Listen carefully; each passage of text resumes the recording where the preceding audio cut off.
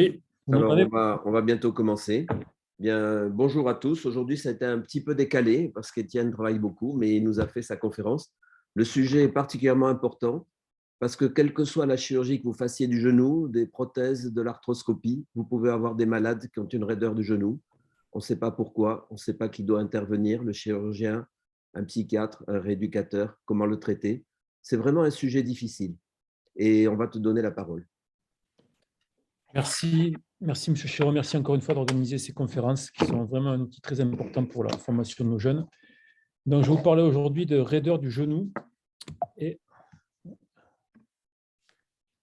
les objectifs du topo aujourd'hui, c'est savoir diagnostiquer une raideur du genou et bien sûr maîtriser la prise en charge à faire les différents aspects qu'on va voir au cours de celui-ci. Un plan tout à fait classique avec tout d'abord quelques mots d'introduction, des mots de physiopathologie, quelques mots de classification qui vont être assez rapides, le bilan préthérapeutique standard, les modalités thérapeutiques, certains cas particuliers à bien cerner, les indications, les complications et les résultats à en retenir.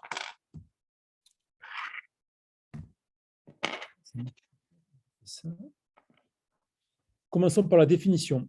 Une raideur, c'est une limitation fixée et permanente des amplitudes articulaires par rapport à celle du genou sain. Fixée et permanente des amplitudes articulaires par rapport à celle du genou sain. Vous voyez qu'apparaît déjà le premier écueil du topo aujourd'hui, c'est qu'il n'y a pas de données angulaires strictes. C'est un aspect relatif par rapport au genou qui est sain. Si les deux genoux sont malades, eh bien, il y aura une raideur qu'on pourra quantifier par rapport à ce qu'on aurait pu estimer être un genou sain. Ce qui est important de noter, et c'est un des points médico-légaux et un des points importants dans la prise en charge, c'est les répercussions de celui-ci. Le flessum va perturber le passage du pas. On se dit qu'il faut 110 degrés pour monter l'escalier ou faire du vélo, c'est souvent ce que vous demandez aux patients. Il faut savoir faire attention dans cet aspect comparatif avec le récurvatum physiologique qui peut être contralatéral et, et s'imaginer qu'il y a un déficit d'extension ou un déficit de flexion alors qu'il y a un récurvatum de l'autre côté. Et surtout, cette raideur va avoir une répercussion fonctionnelle du patient. Et on va avoir une obligation de résultat s'il y a une répercussion importante. Tout ça pour vous dire qu'il ne faut pas opérer tous les gens qui ont une raideur de quelques degrés, il faut opérer les gens qui ont un problème qui entrave leur demande fonctionnelle. On peut avoir en post-opératoire des gens qui sont tout juste à 90 degrés de flexion et qui sont très contents du résultat, qui n'ont aucun problème, et d'autres pour qui 120 degrés de flexion n'est pas suffisant, et donc vont avoir une problématique. Donc cette obligation de résultat, elle est importante, elle est vraie si la répercussion fonctionnelle est importante. La raideur n'a pas une définition angulaire, elle a une définition par rapport au côté contralatéral, et on va avoir en analyse vraiment importante la répercussion de celle-ci. C'est une prise en charge où il faut être modeste et il faut avoir une notion de participation du patient qui est importante. L'information doit être claire, loyale et vraiment appropriée. C'est difficile, ça va demander des suites très douloureuses pour le patient en général, avec un résultat qui est relativement médiocre ou moyen en tout cas à la fin par rapport à ce que celui-ci s'imagine. La simple consultation qui dit je vais débloquer le genou et vous allez retrouver les mobilités comme elles étaient avant, ça ne suffira pas. Il faut bien leur expliquer que ça va être long, compliqué, et qu'il va falloir qu'ils participent à ça. Très important. La physiopathologie de ces lésions. Il y a deux types d'étiologie. Il y a une étiologie qui est plutôt localisée, type buto-osseux. Vous avez cette vis ici qui a été mise sous arthroscopie pour une fracture du massif des épines qui vient faire un butoir antérieur qui vont limiter l'extension du genou.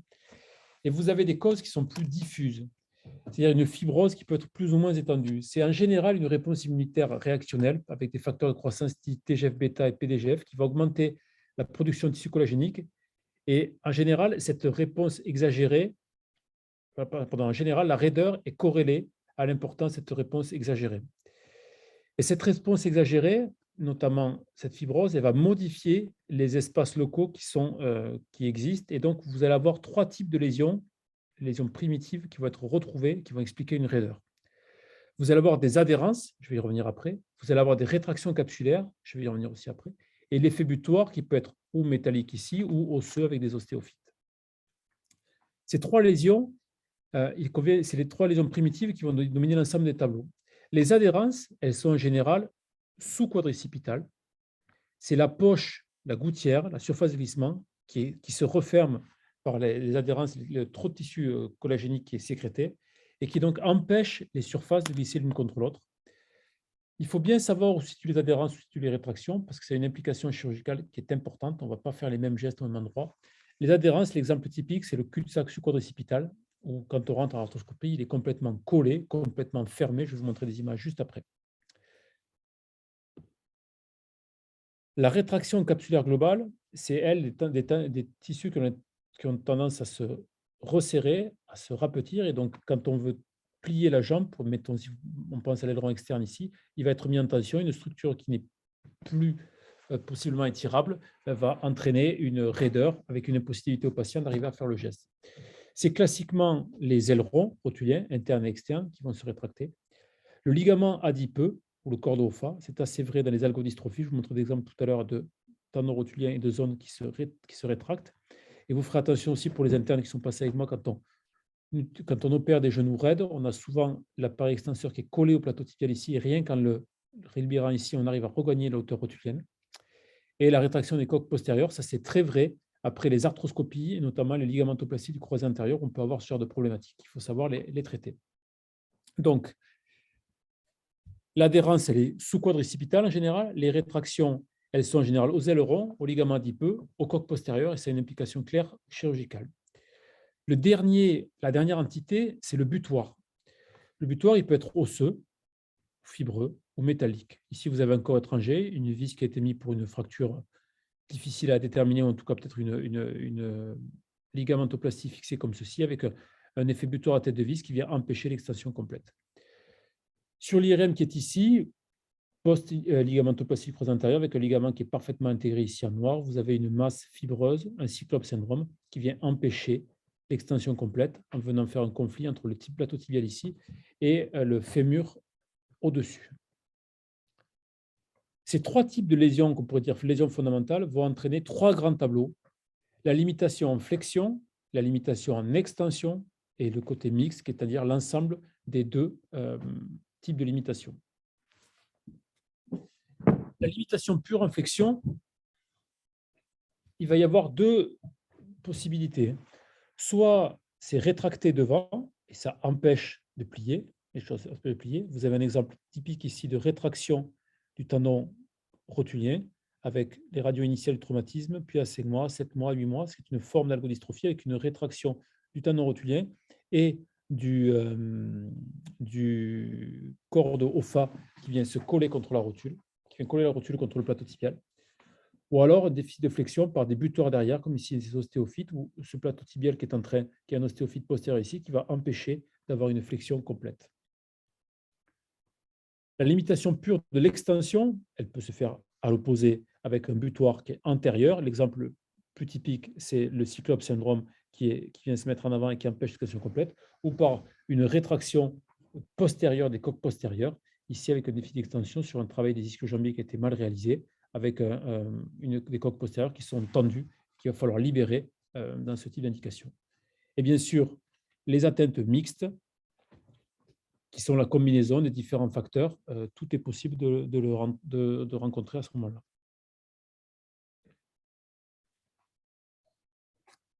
Qu'en est-il de la classification? La classification, elle est un peu inhérente à ce que je viens de vous dire.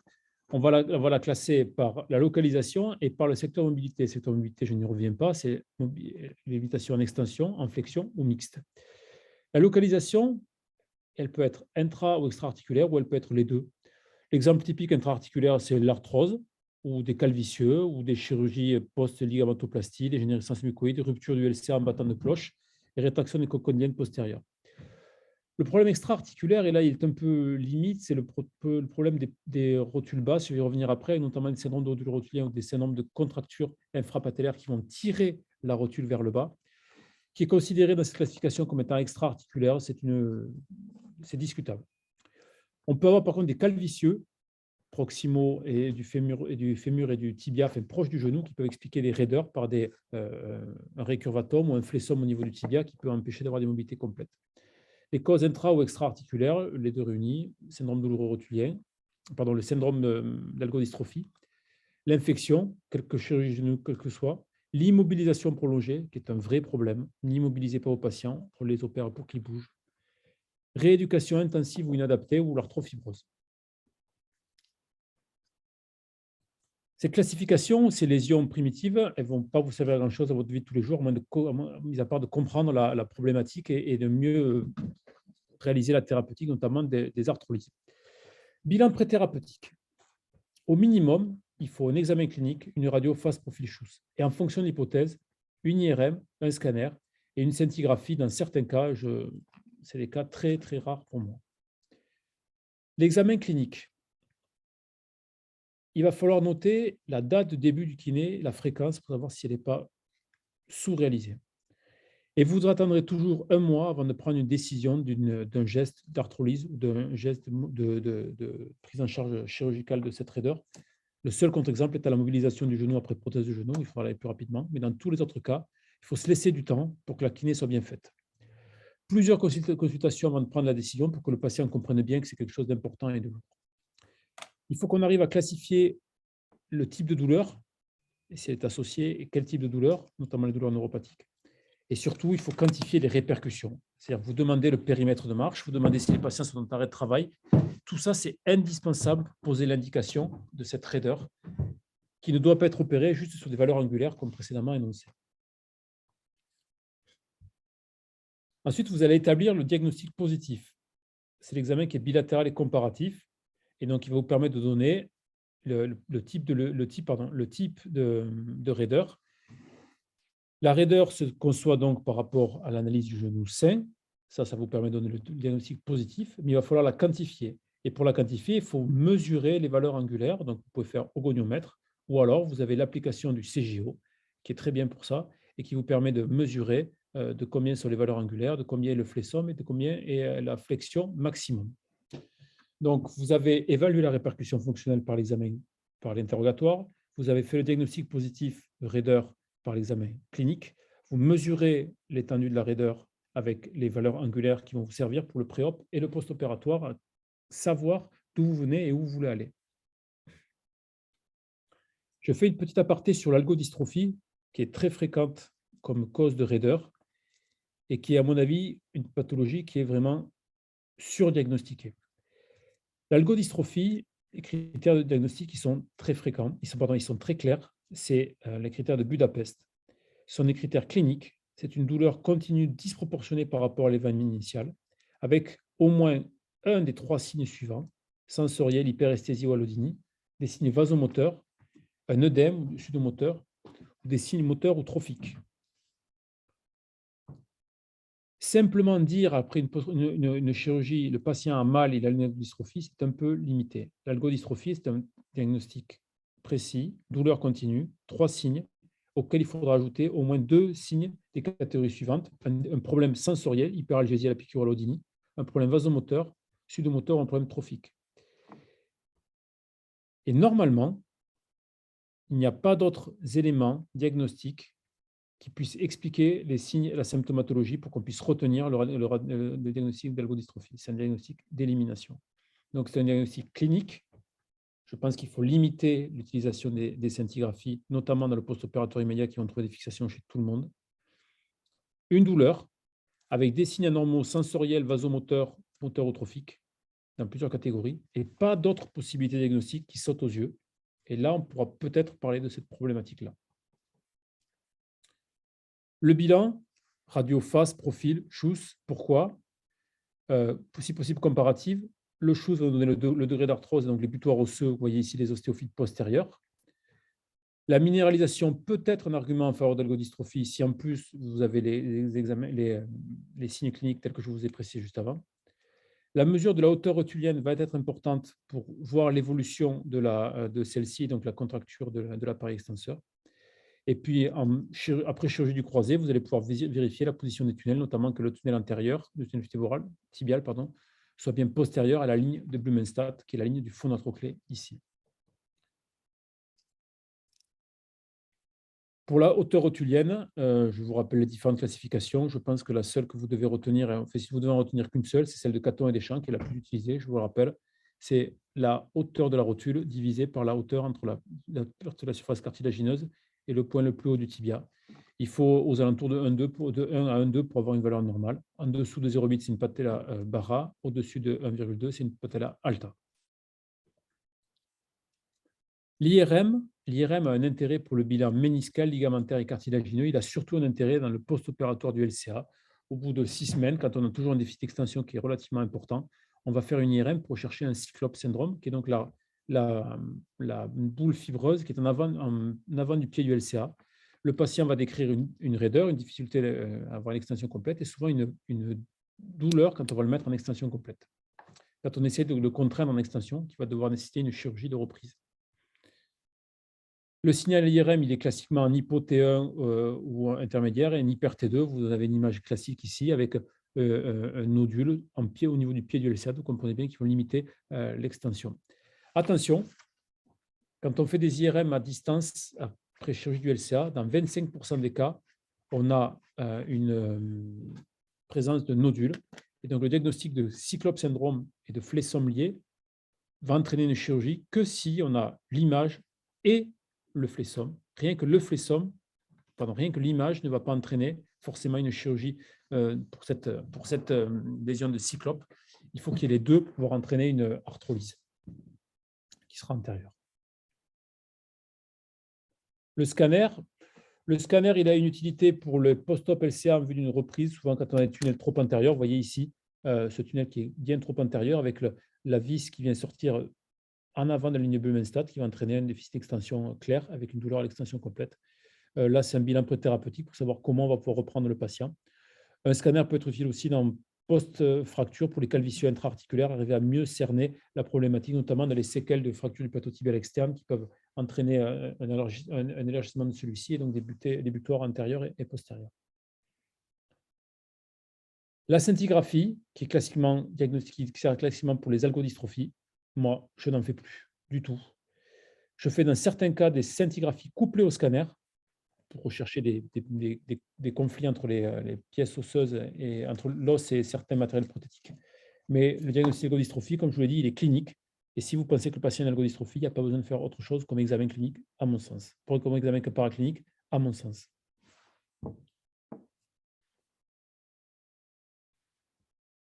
Donc, je reviens, les critères diagnostiques, pas évoqués à première intention. Ces algodystrophies, elle doit être utilisée et diagnostiquée que si on n'a aucune autre raison d'avoir une problématique, notamment chercher les infections ou d'autres problématiques.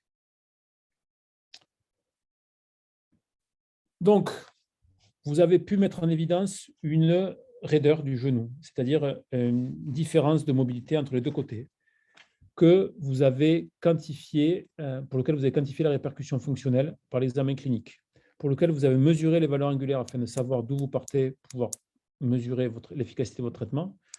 Vous avez recherché à l'IRM, à la radio, toutes les causes pouvant expliquer, tous les corps étrangers pouvant expliquer la symptomatologie. Vous avez évoqué une algodystrophie si nécessaire ou vous l'avez supprimé de l'analyse une fois que par votre examen clinique. On va donc discuter maintenant de thérapeutique et voir les modalités.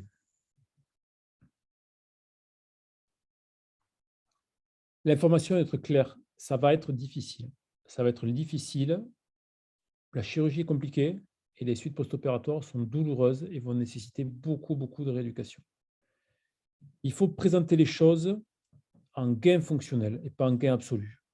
Souvent, les patients, ils vous disent, parce qu'ils sont nubilés par ça chez le kiné, il faut 120 degrés de flexion, je veux 120 degrés de flexion, je veux 120 degrés de flexion. Plutôt parler de possibilité de faire du vélo, de monter, descendre l'escalier, de retrouver une marche en boiterie. Je pense que c'est vraiment important de tourner les choses comme ça et pas forcément en valeur angulaire. Il y a des conséquences médico-légales qui sont lourdes. C'est souvent des patients qui sont des deuxième avis. Vos patients vont voir notre confrère et vous avez ceux des confrères. Il faut que l'information de nos patients soit assez claire et soit notée. Il faut des photos avant et après péropératoire et les montrer aux patients. L'effet psychologique, il est majeur. J'ai encore eu ça vendredi avec un patient qui n'en revenait pas d'avoir le genou qui était plié autant. Et sur le CRO, il faut avoir les valeurs pré et post-op. L'application du CJO avec la photo vous permet d'avoir la valeur angulaire avant et après et de lui montrer au patient non seulement la photo, mais montrer aussi la valeur angulaire pour qu'il ait le cheminement, qu'il comprenne que les choses ont bougé et que les choses ont avancé. On a globalement 4 grandes modalités. Mobilisation sous anesthésie générale, arthrolyse, arthroscopique ou arthrolyse à ciel ouvert, et geste sur l'appareil extenseur. C'est un traitement à la carte en fonction de la localisation de l'obstacle et ou de la rétraction. La mobilisation sous anesthésie générale, il faut, à mon sens, la garder que pour les prothèses totales de genou. Elle doit être précoce, avant 3 mois. Moi, j'écris dans la lettre que si le patient n'a pas une extension complète et une flexion à 90 degrés à 1 mois et demi, il faut qu'il nous recontacte pour qu'on évalue les choses. Il faut la faire dans les 3 mois. Attention au côté iatrogénique de la mobilisation, qui peut entraîner des ruptures de tendons, des lésions du cartilage, des fractures. L'arthrolyse sur arthroscopie. On va détailler un peu plus ici. C'est un geste qui est compliqué. Il ne faut pas commencer par ça quand on veut débuter son activité d'arthroscopie. Le matériel, c'est rien de spécifique. Ce qui est important, c'est la collaboration avec l'anesthésiste qui doit être clé. Il faut des cathéters périnerveux pour que les gens soient, pendant les premiers jours, non-algiques. J'ai mis 5 jours. Si on arrive à les garder 3 jours, c'est déjà bien. Il faut une mobilisation quasi immédiate des antalgiques adaptés. Ça fait très mal. Si on veut que le patient arrive à passer le cap, il faut le prendre en charge au niveau antalgique le plus rapidement possible. Donc, cathéter, mobilisation rapide, antalgie. L'installation, elle doit permettre toutes les voies d'abord. Moi, j'installe toutes mes arthroscopies, comme vous voyez en bas à gauche, avec un garrot pneumatique qui permet d'avoir toutes les voies d'abord possibles, soit les voies classiques, antéro-médiales, antéro-latérales, soit au-dessus du cul-de-sac, et les voies postéro-médiales et postéro-latérales. Moi, je trouve que ce type d'installation, on a un accès complet à l'ensemble des voies d'abord. Qu'est-ce que vous allez utiliser comme instrument? Le couteau motorisé ou le shaver, le trocard d'introduction, qui peut être un outil en cas d'arthrolyse, la pince basket, qui va vous permettre de casser certaines structures avant de pouvoir les attaquer avec le couteau motorisé, avec le shaver. Dans certains cas, on peut utiliser aussi une électrode de coagulation, surtout pour les voies postéro-médiales et postéro-latérales. Comment on s'y prend? Parlons d'abord du déficit en flexion. Il faut faire les choses étape par étape. D'abord, on fait un examen sous anesthésie générale avec des photos. Avant de commencer. On va ensuite recréer l'espace sous-quadricipital en enlevant les adhérences dont je vous ai parlé tout à l'heure. On sectionne les ailerons. On sectionne les rampes condyliennes si nécessaire. Le corps de Hoffa ensuite. Si besoin, l'échancrure avec le LCA si jamais c'est une post-op de LCA. Et on contrôle l'absence d'adhésion. À chaque étape, je vous conseille de voir l'efficacité qu'il y a eu sur la mobilité. On commence par l'examen soulagé, on fait le quad, l'aileron, ainsi de suite. Et à chaque étape, vous vérifiez de combien vous avez réussi à gagner en flexion, jusqu'à ce que vous ayez la structure qui est lâchée. L'examen soulagé, il se fait contre pesanteur, quand c'est champé, avec une photo, et vous le marquez dans le compte-rendu opératoire, combien il y a eu de flexion maximum, quelle était l'extension maximum, et quelle était la position sans qu'on force. Très important.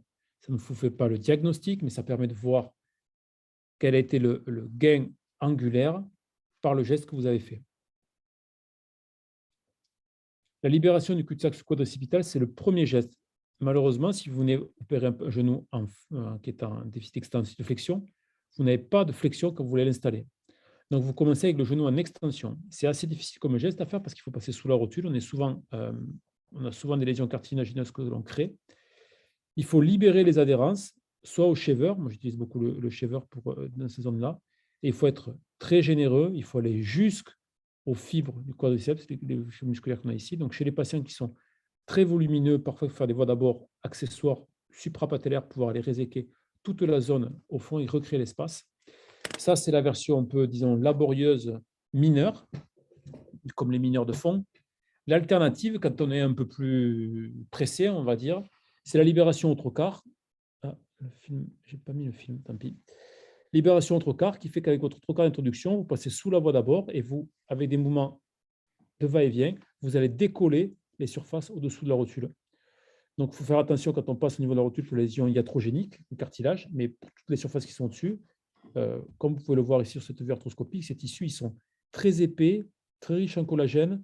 Le risque de lésion iatrogène dans le muscle est assez faible. Donc, moi, j'aime bien le faire au trocard au-dessus pour libérer plus rapidement l'espace et créer en tout cas une chambre de travail que je vais peaufiner ensuite avec les autres instruments. Les sections des ailerons rotuliens, externes puis internes, sections sous-cutanées des ailerons, attention au risque de saignement. J'anticipe déjà la question de Philippe Chiron qui va arriver. Ces sections d'ailerons, elles doivent être du haut vers le bas. Il faut descendre très bas, il faut monter très haut. Ce n'est pas juste au niveau de la rotule qu'on sectionne l'aileron. On fait le geste de la tubérosité tibiale jusqu'au-dessus de la rotule et on fait très attention aux artères circonflexes qui saignent dans cette zone-là. Donc, s'il y a une nécessité de faire une hémostase, il faut la faire à ce niveau-là et mettre un redon si on fait des sections des ailerons rotuliens parce que ça va saigner en post-opératoire, il y aura un hématome. Ensuite, pour ce qui est du déficit, quand on a un problème d'extension, on va d'abord libérer l'échancrure. Vous voyez, vous avez un pied de LCA qui n'a probablement pas été réséqué lors de la première chirurgie, qui vient gêner ici. Donc, on commence par réséquer le butor antérieur. Puis, si ça ne suffit pas, on va creuser l'échancrure, notchoplastie.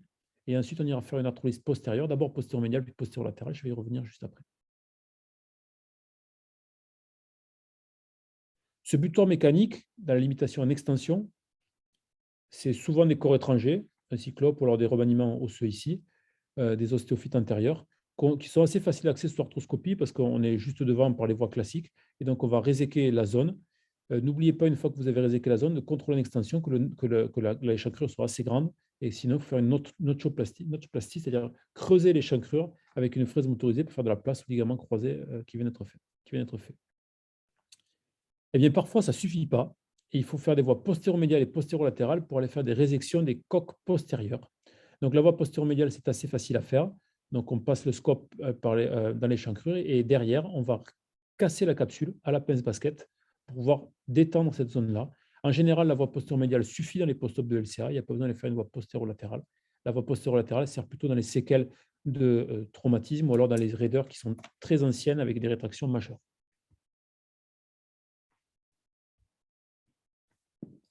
Ces voies postéro-médiales ou postéro-latérales, donc sous arthroscopie, elles se font quand on a en général, sous arthroscopie, quand on a moins de 15 degrés de flessum. Et vous voyez, on commence avec une aiguille pour repérer la zone, qu'on soit bien dans la bonne zone. On coupe avec le bistouri, on peut faire toute la surface postérieure du bistouri, et on va ouvrir soit au couteau motorisé, soit à l'électrode d'autocoagulation. Et vous voyez, l'espace ici, il est majeur, c'est-à-dire qu'une fois qu'on a réséqué là, on va mettre le genou en extension, puis on revient tester derrière et vous voyez que la capsule s'est écartée de toute cette zone-là. C'est vrai en postéro-médial, mais c'est aussi vrai en postéro-latéral. En postéro-latéral, c'est un peu plus exigeant à faire parce qu'il faut faire une voie transseptale en général pour y arriver. Donc, commencez par la voie postéro-médiale, vous testez en extension. Si ça suffit, c'est réglé. Si ça suffit pas, il faudra faire une postéro-latérale, ce qui n'est pas le plus fréquent des cas. Si par contre, on a une raideur qui est majeure en extension, il faut savoir faire des voies d'abord, postéro-médiale et postéro-latérale, pour aller faire des sections de la capsule du fémur, de la capsule postérieure que vous allez faire en haut au fémur pour vous éloigner du paquet vasculaire nerveux.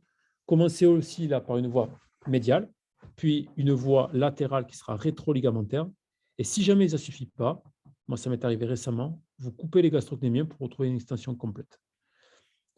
Si c'est des gens qui n'ont pas eu de chirurgie du LCA, vous coupez les ischio-jambiers, puis vous faites votre voie postéro-médiale, vous réséquez la capsule, on met une extension, ça ne suffit pas, on fait la voie postéro-latérale, on met une extension, ça ne suffit pas, on coupe les gastrocnémiens, en général, là, on a tout ce qu'il faut. Attention au paquet vasculo-nerveux et attention à la symptomatologie douloureuse. Ces gens, quand on est obligé d'aller faire des arthrolyses comme ceci, postérieures à ciel ouvert, c'est très douloureux.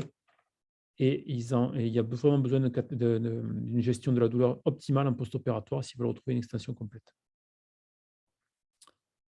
Et bien, en cas de régleur mixte, on fait un peu des deux, arthrolyse antérieure, arthrolyse postérieure, sous arthroscopie, post-arthroscopie, enfin, tout est possible de réaliser. À ciel ouvert, quand est-ce qu'on fait des arthrolyses à ciel ouvert? On peut les faire en post-opératoire des prothèses de genoux, et on peut les faire aussi dans les raideurs majeures avec un quadriceps qui est complètement collé sur le fémur. C'est les arthrolyses de Judée qui se font en décubitus latéral, ou en tout cas avec le coussin sous la fesse, et qui vont du bassin jusqu'au genou avec un abord externe. on vient décoller le vaste latéral pour exposer tout le fémur.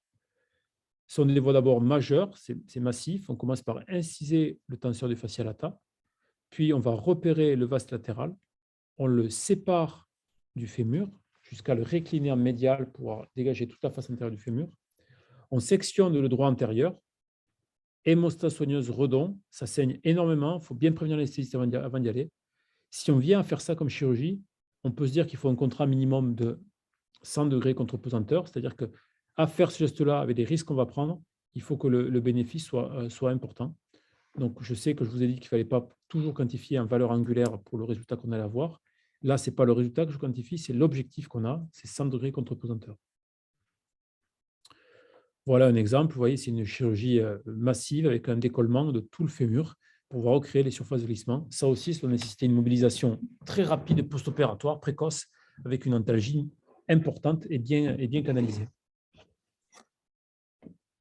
Quelques cas particuliers à avoir en tête.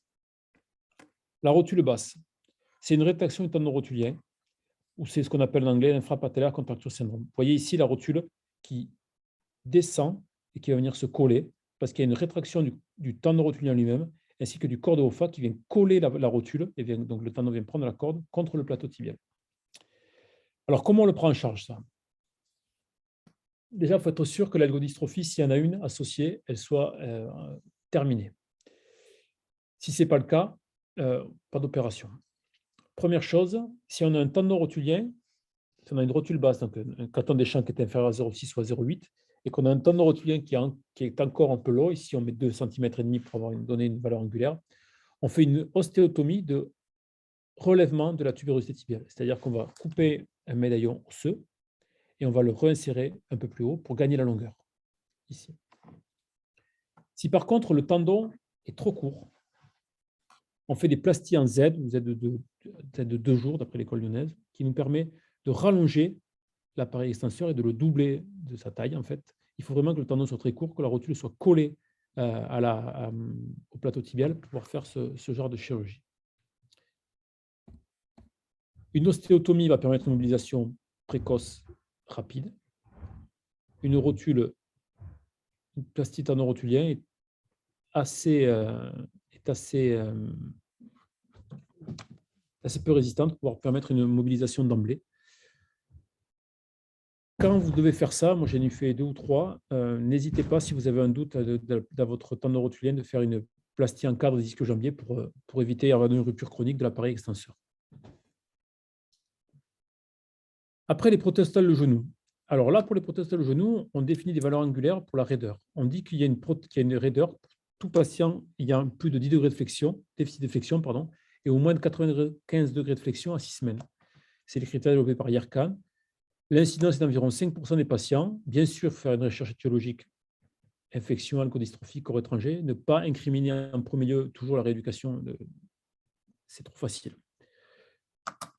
Qu'est-ce qu'on va avoir comme possibilité pour la prise en charge des raideurs post-PTG? Mobilisation sous anesthésie dans les 6 semaines à 3 mois post-opératoire. Voilà. Ça, c'est l'arme absolue. C'est pour ça qu'il ne faut pas manquer les raideurs post-opératoires. On fait la mobilisation dès qu'on peut. Je vais sortir un peu des dogmes habituels. Pour moi, l'arthrolyse arthroscopique après une prothèse de genou n'a d'intérêt que pour un Klunk syndrome, c'est-à-dire un remaniement fibreux au-dessus de la rotule qui va entraîner les Klunk. Mais pour tout ce qui est le problème de mobilisation ou les problèmes de raideur, il faut faire une arthrolyse à ciel ouvert. Les gens, ils ont une cicatrice antérieure, on refait la cicatrice et on enlève les raideurs parce que souvent les rétractions elles sont majeures et les sécrétions, le tissu collagénique il est très dense, très épais. Donc une arthrolyse à ciel ouvert, ça va durer peu de temps. Une arthrolyse arthroscopique, ça va durer 2 heures, 2 heures et demie pour un résultat qui va être moyen. Donc, l'arthrolyse arthroscopique, comme je disais, pour les définitions, c'est pour le Klunk. Le Klunk syndrome, c'est les remaniements fibreux qui sont au-dessus du carter. Ici, vous avez la rotule qui est là, c'est ces fibroses qui viennent se mettre à l'intérieur et qui viennent coincer et donc créer un ressaut antérieur. Donc ça, pour moi, c'est une indication d'arthrolyse arthroscopique. Et sinon, on fait des arthrolyses à ciel ouvert. Le risque, bien sûr, c'est les lésions traumatiques par la mobilisation, l'infection post-opératoire, qui est d'autant plus catastrophique qu'une prothèse. Le dommage sur l'implant, si on fait notamment une arthrolyse arthroscopique, parce que c'est assez difficile à faire. L'indication est, comme je vous disais depuis le début, fonction de la demande fonctionnelle. On opère les gens que s'ils sont réellement gênés. On peut porter un diagnostic de raideur après prothèse avec un flessum, un patient qui n'arrive pas à plier à plus de 90 degrés. Mais si quelqu'un est très content et qui n'a aucune volonté de faire quelque chose de plus, ce n'est pas la peine d'aller plus loin dans la prise en charge. Post-opératoire, réhabilitation dès la salle de réveil. Toute l'équipe est concernée, les chirurgiens, les anesthésistes, le kiné, l'infirmière. Quand on libère l'extension, il faut une mobilisation passive immédiate. Savoir mettre des attelles de posture dont vous êtes sûr qu'elles sont en extension complète, pas une attelle de Zimmer. Regardez bien dans vos attelles de Zimmer, les patients, ils sont pas en extension complète, ils ont quelques degrés de flexion. Il faut faire travailler, je vais y venir juste après, immédiatement des contractions isométriques du quadriceps. Si vous voulez que votre patient gagne en extension, il faut lui réactiver le quadriceps pour qu'il puisse maintenir cette extension. Libération en flexion peut entraîner du kinésithèque de manière très intense, 3, 6, 10, 15 heures par jour, jusqu'à la limite qu'on a obtenue en péropératoire. Ce genre de bandage en position en flexion, je suis peu familier, les patients le vivent assez mal. Je préfère utiliser l'orthomoteur de manière intensive en post-opératoire. Pas d'anticoagulant pour éviter le risque d'hématome. Antalgie c'est la clé du succès. Si vous avez des bons anesthésistes qui vous mettent des cathéters comme il faut, les choses vont beaucoup mieux. Le meilleur moyen de ne pas avoir à traiter une raideur, c'est la prévention. On opère les gens pour qu'ils bougent. En tout cas, il faut les faire bouger le plus rapidement possible. Le moins d'immobilisation, il faut les faire bouger tout de suite. C'est opérer pour mobiliser, prendre en charge la douleur, les anti-inflammatoires, les corticoïdes s'il faut pour limiter l'inflammation locale et les faire bouger. Il faut des protocoles de mobilisation rapides, chaîne fermée plus qu'ouverte, contraction du quadriceps plus et des ischio-jambiers. Et attention à la co-contraction, il faut apprendre à travailler un puis l'autre. Et l'arthromoteur précoce, j'allais dire quasiment immédiatement. Pour ce qui est de l'exemple typique de la chirurgie du ligament croisé antérieur, on travaille beaucoup sur ce sujet-là dans le service, c'est-à-dire lutter contre arthrogenic muscle inhibition, c'est-à-dire l'inhibition musculaire d'origine arthrogénique. Et l'exemple typique, vous allez l'avoir ici dans cette vidéo de confrère lyonnais.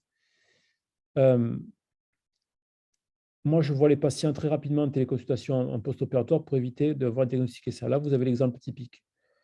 Le patient n'arrive plus à tendre, il a le quadriceps qui est aréflectif, même s'il essaie de le contracter, c'est difficile par rapport au côté contralatéral. Le vaste médial est le premier à s'éteindre. Vous allez voir de l'autre côté comment il est. Et il a les ischio-jambiers qui sont complètement rétractés. On va le voir ensuite. Il n'y a que le rectus fémoral qui se contracte ici. Et là, de l'autre côté, il a le vaste médial qui arrive à se contracter. Ça, il faut le prendre en charge immédiatement. Donc, vous avez la déficit d'extension par les ischio-jambiers. Contracturé, voilà. Vous avez l'exemple ici, et ça, vous verrez en post-op. Ceux qui viennent en consultation avec moi, vous verrez immédiatement. D'abord, il faut fatiguer les ischio-jambiers. Donc, on les fait faire des contractions isométriques contre résistance. Ça, en général, c'est très douloureux. Donc, en consultation, il faut vraiment le fatiguer jusqu'à ce que le patient se relâche complètement. Et là, vous allez voir que le genou, on retrouve une extension complète. Mais c'est loin d'être gagné parce qu'une fois que vous avez réussi à avoir ça, il faut que le patient réactive son vaste médial. Sinon, il va se remettre en flexum quasi instantanément. Donc, commencez avec un coussin dessous qui n'est pas pour reproduire le flexum, mais qui est pour l'aider à réactiver son quadriceps. Ce qui est important, c'est le rétrocontrôle. C'est-à-dire qu'il faut qu'il voit la rotule bouger, il faut qu'il puisse mettre ses doigts parfois pour pouvoir sentir la contraction du quadriceps. Et une fois qu'il a capté le schéma moteur, il va arriver à le recréer. Et donc, vous n'aurez plus de problème pour maintenir l'extension. Au fur et à mesure, vous diminuez l'espace qui est sous le genou pour retrouver une extension complète avec une contraction du quadriceps. Ça, c'est très, très utile en préopératoire ou en post-opératoire. Moi, j'opère les gens quand ils ont récupéré ça, c'est-à-dire qu'un jeune patient qui a un croisé cassé, qui vient en consultation, tant qu'il n'a pas retrouvé l'extension complète du quadriceps et des contractions des ischio-jambiers, on ne l'opère pas. C'est parfois très rapide comme là, et c'est parfois beaucoup plus long, c'est-à-dire qu'il faut beaucoup plus de temps pour y arriver. Je vous invite aussi pour la réactivation du quadriceps à suivre la méthode Alian, en tout cas s'y intéresser, c'est la reprogrammation neuromusculaire. Et je crois que la conférence du lundi a lieu en mai avec M. Ladoucette qui vient nous présenter les travaux scientifiques autour de ces contractions du quadriceps. C'est-à-dire qu'une fois que vous avez débloqué le genou de quelqu'un, il faut qu'il puisse le mobiliser immédiatement et donc ce quadriceps doit être immédiatement actif. Alian peut vous aider. Qu'en est-il des indications? Les indications, on va les porter comment? En fonction du délai, en fonction de l'importance de la répercussion, de la présence ou non de l'ergodystrophie et de l'évaluation avec le kiné. Au moins un mois de kiné avant de savoir si vous allez vous lancer ou pas dans une arthrolyse. Il y a beaucoup d'arbres diagnostiques qui ont été proposés. D'abord, on va savoir quand est-ce qu'il faut opérer. Il n'y a pas de concession sur la valeur angulaire, je vous l'ai dit tout à l'heure, c'est des répercussions fonctionnelles. Sur les moments non plus. Plus vite on y va, mieux c'est, sans trop se presser au début pour laisser la place à la kiné d'agir. Quand ne pas opérer, l'algodystrophie en phase active avec une jambe très rouge, très chaude, ce n'est pas le moment d'aller trop donner un stress irritatif en plus. Donc, plusieurs schémas, plusieurs algorithmes décisionnels ont été proposés, plus ou moins compliqués, vous voyez, qui sont post-opératoires, post-traumatiques. Si c'est intra-articulaire, on va faire des arthrolyses intra-articulaires avec une notch plasticien croisée. On peut le faire à ciel ouvert en cas de déformation mixte. On peut le faire, si un problème d'extension, on peut faire aussi des judés. Enfin, voilà, tous les arguments, tout ce que je vous ai évoqué précédemment. Il faut savoir garder la logique. Vous avez un déficit d'extension, flexion déformité, c'est déficit d'extension. Vous faites une ortholyse arthroscopique avec une notion notch. Un problème de flexion, à ciel ouvert, si c'est extra-articulaire, vous faites un judé. Quand le problème il est mixte, il est intra-extra-articulaire, en flexion d'extension, on peut faire soit une arthrolyse arthroscopique, soit à ciel ouvert, en y associant des arthrolyses postérieures ou en tout cas un geste sur l'appareil extenseur si nécessaire. L'équipe de Versailles a beaucoup travaillé sur ce sujet, a proposé celui-ci dans rapport décisionnel. Déficit d'extension supérieur à 15 degrés, on fait d'abord un premier temps arthroscopique, en post-traumatique, et puis on fait une ouverture postérieure sous arthroscopie si on y arrive, à ciel ouvert, pardon. En dessous de 15 degrés, c'est toute arthroscopie. Si on a une rotule basse, on peut faire une proximisation de la rotule. Si on a un problème de pseudarthrose, on va s'occuper de cette zone-là, de la consolidation en même temps que l'arthrolyse. Et dans certains cas, si on a un problème intra-articulaire pur, on peut tout faire par arthroscopie. Donc, vous voyez, ces arbres décisionnels, ils auraient nouveau. Il faut juste un traitement à la carte en fonction de l'anomalie que vous allez identifier. Qu'en est-il des complications? Complication numéro 1, l'hématome. Il faut drainer au moins 2 jours. Il faut faire des pansements compressifs et les attelles de froid, les game ready, c'est radical pour ce genre de problématique. Ça saigne énormément. C'est des tissus qui sont inflammatoires, remaniés, sur lesquels vous allez créer un nouveau stress. C'est énormément douloureux. Donc, le drainage il doit être mis en place pour éviter l'hématome. La iatrogénie, attention de ne rien casser, notamment sous l'arthroscopie. On croit que c'est toujours minime l'arthroscopie, mais on peut créer des dommages notamment sur les prothèses avec ce matériel. Quelques mots de résultats, et là vous allez voir qu'il faut être humble. Les moyennes publiées, le gain en flexion moyenne est de 35 degrés, le gain en extension il est de 10 degrés. Les cas particuliers, le LCA, ça doit être très précoce, permet en général d'avoir une extension complète. Pour les prothèses de genoux, notamment immobilisation, attention au délai, et puis garder en tête que l'algodystrophie est un problème majeur et qu'il faut savoir le diagnostiquer avec un examen clinique pour se prémunir de risques de chirurgie dans ces contextes-là. Donc, le traitement, il est à la carte, c'est ce que je vous ai dit tout à l'heure. La planification, elle est importante, c'est exigeant. Il faut savoir que, notamment dans l'organisation du bloc opératoire, si vous partez pour tout faire sur l'arthroscopie et qu'ils sont obligés de convertir, ça va rallonger les temps. Donc, il faut savoir prévoir ça avant la chirurgie. Il faut savoir anticiper un geste sur l'appareil extenseur. Donc, il faut un bilan vraiment adapté à la prise en charge. Information claire, je vous le redis encore une fois, ça va être dur, compliqué. C'est un contrat avec le patient. La prise en charge doit être multidisciplinaire avec les anesthésistes, avec les kinés, avec les rééducateurs, le réveil du quadriceps derrière. Attention à l'algodystrophie. Planifiez bien vos chirurgies avec des bilans adaptés et réfléchissez à ce que vous allez faire avant d'aller au bloc. Et surtout, faites-vous aider si c'est les premières fois que vous faites ce genre de chirurgie. Je vous remercie.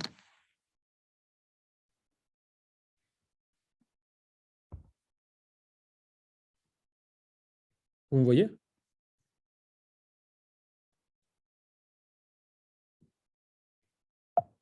On te voit.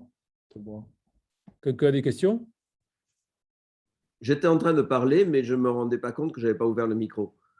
Donc, je te remercie pour cette présentation. Moi, j'ai juste une petite remarque. J'ai les 2 cas que je t'ai présentés récemment, que je ne retrouve pas vraiment dans tes cas. Le premier, c'est une simple arthroscopie que je n'avais pas faite moi-même et que je vois à 3 mois. Et le deuxième, c'est une prothèse unicompartimentale que j'ai faite. des malades raides avec 20 degrés de flexion, plus d'extension et pas de flexion au-delà. Je les endors, ça fléchit très facilement, c'est-à-dire talon-fesse en 3 secondes, extension complète dès le bloc opératoire. Je me méfie, je leur mets des cadres, je les garde 3 jours à l'hôpital, je les mobilise, tout va bien. Je leur montre la photo du genou qui a fléchi, elles sont contentes. Je les revois 3 semaines après, complètement raides. Et ça, 3 fois de suite. Ça, C'est-à-dire que je l'ai fait, par exemple, 1 mois, 3 mois, 6 mois. À chaque fois, elles fléchissaient facilement et redevenaient raides. Et donc, je ne sais pas pourquoi ça arrive et aussi ce que tu m'as conseillé. Qu'est-ce qu'on peut faire de ces malades? Ça, c'est des exemples qui sont en général des problèmes neuromusculaires, de réactivation musculaire, quadriceps ou des ischio-jambiers. Et ça, les kinés qui sont un peu affûtés à ce genre de problématiques arrivent à les régler. Quelquefois, c'est difficile à appréhender. Il y a des personnalités, des troubles psychologiques ou des personnalités qui sont qui prédisposent à ce genre de problématiques et qui sont difficiles à appréhender. Mais la méthode de travail de réactivation du quadriceps, de reprogrammation neuromusculaire et surtout avec un feedback, c'est-à-dire que le patient se rende compte de ce qu'il est en train de faire. Il y a, dans ces problèmes de raideur un peu longue, il y a des exclusions cérébrales de l'articulation. Et donc, il faut réapprendre au patient à contracter son muscle. Et rien que le fait de lui dire contracter, contracter, contracter, par exemple, l'erreur typique, c'est l'écrasé coussin. L'écrasé coussin, on peut le faire avec le quadriceps, mais on peut le faire aussi avec les ischio-jambiers et même si on se met en rotation externe avec le fascia lata. Donc, les gens arrivent à écraser le coussin, mais en fait, ils ne réactivent pas leurs muscles. Et surtout, ils ne comprennent pas ce qu'ils font. Donc, ils font de la co-contraction, tous contractent en même temps et ça entretient la raideur. C'est pour ça que travailler sur le muscle lui-même en positionnant les doigts dessus pour sentir la contraction permet de réactiver le schéma moteur et permet aux patients de mieux comprendre ce qui se passe dans la façon dont ils doivent contracter la jambe et les muscles. La stimulation électrique, ça pourrait marcher?